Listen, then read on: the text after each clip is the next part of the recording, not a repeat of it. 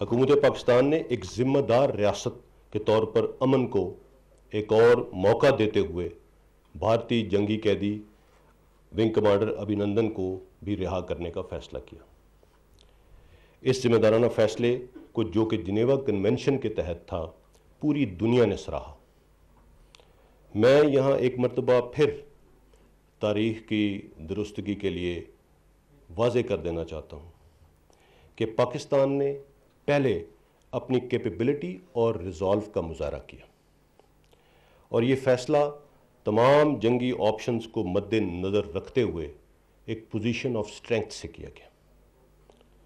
پاکستان کی قیادت اور افواج پاکستان ہر طرح کی صورتحال سے نمٹنے کے لیے پوری طرح تیار تھی۔ We gave them a bloody nose and it is still hurting۔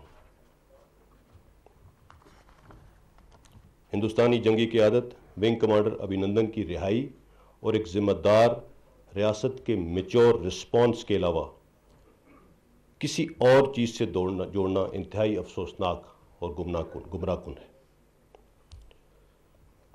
یہ دراصل پاکستانی قوم کی ہندوستان پر واضح برتری اور فتح کو متنازع بنانے کے مترادف ہے، اور یہ چیز میرے خیال میں کسی بھی پاکستانی کے لیے قابل قبول نہیں۔